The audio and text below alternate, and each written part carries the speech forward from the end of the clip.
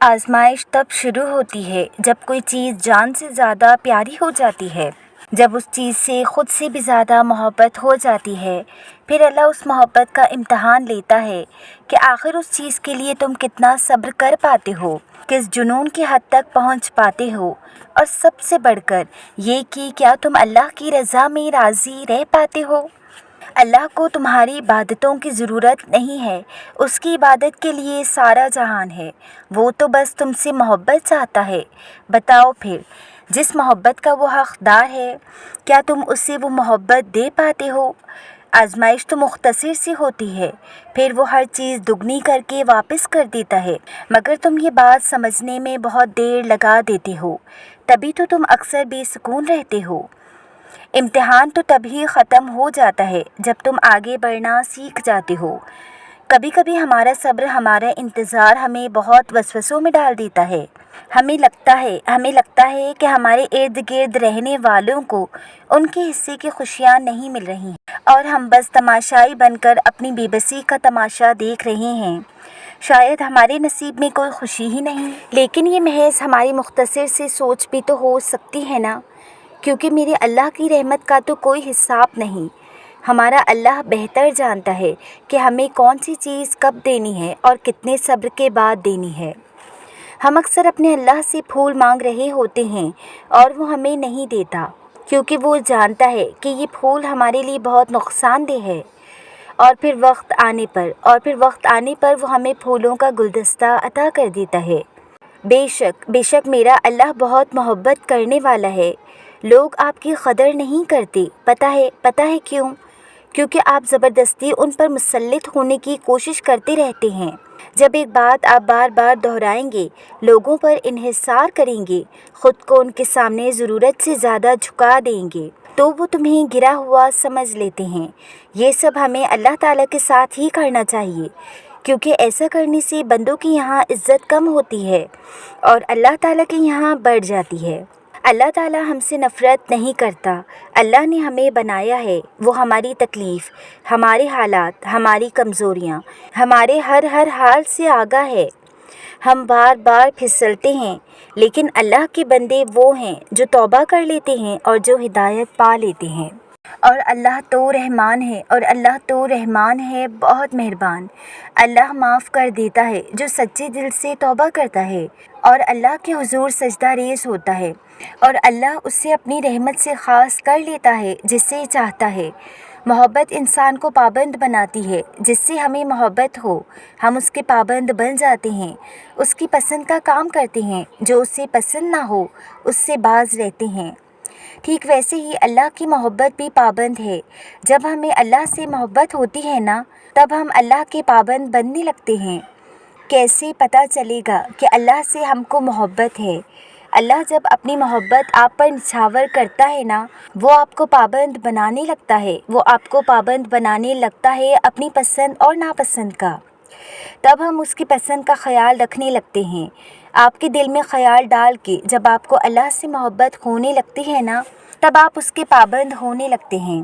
اللہ کی محبت ہی آپ کے دل میں نماز کا خیال ڈالتی ہے اور آپ کی اللہ سے محبت نماز کے پابند کرتی ہے۔ کوشش کرتے رہیں اللہ سے محبت کرنے کی، اللہ کے پابند بننے کی۔ یہی محبت کا اصول ہے۔ جس سے محبت ہو وہ آپ کو پابند بنا لیتا ہے، اور جب آپ کو محبت ہو آپ اس کے پابند بن جاتے ہیں۔ اللہ آپ کو پابند بناتا ہے، یہ اللہ کی محبت ہے، اور آپ اس کے پابند بننے کی کوشش کرتے ہو، یہ آپ کی اللہ سے محبت ہے۔ ضروری تو نہیں انسان جو چاہے، جیسا چاہے اسے ویسا ہی مل کر رہے۔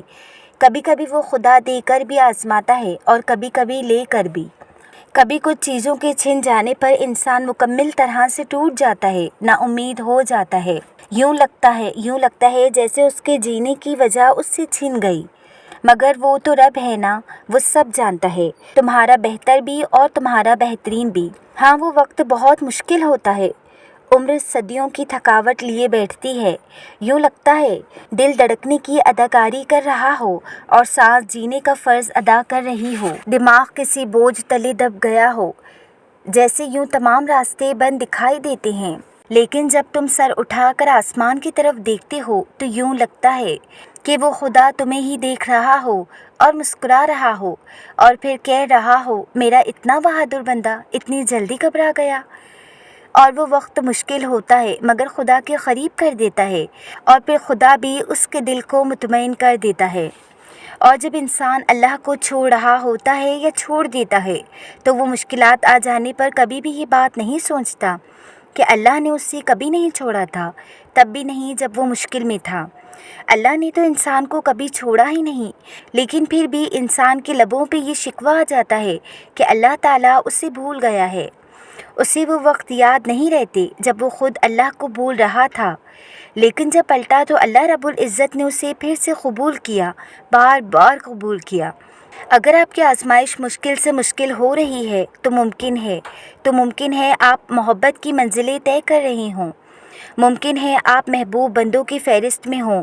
تکلیف ملتی ہی اسی لیے ہے تاکہ ہم سمجھ سکیں کہ جو درد ہمیں بہت مشکل لگتا ہے وہ دراصل ہماری برداشت میں ہوتا ہے اور ہم اسے پہچان ہی نہیں پاتے، بس تکلیف کی وجہ سے روتے رہتے ہیں۔ کیا لوگوں نے یہ سمجھ رکھا ہے کہ وہ صرف یہ کہہ دینے پر چھوڑ دیے جائیں گے کہ ہم ایمان لائے اور انہیں آزمایا نہ جائے گا؟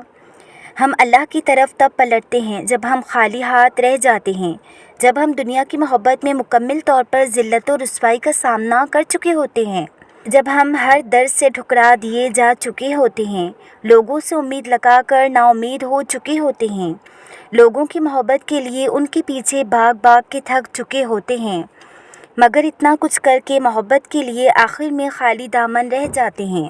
تب ہمارے ساتھ صرف اللہ پاک ہوتا ہے۔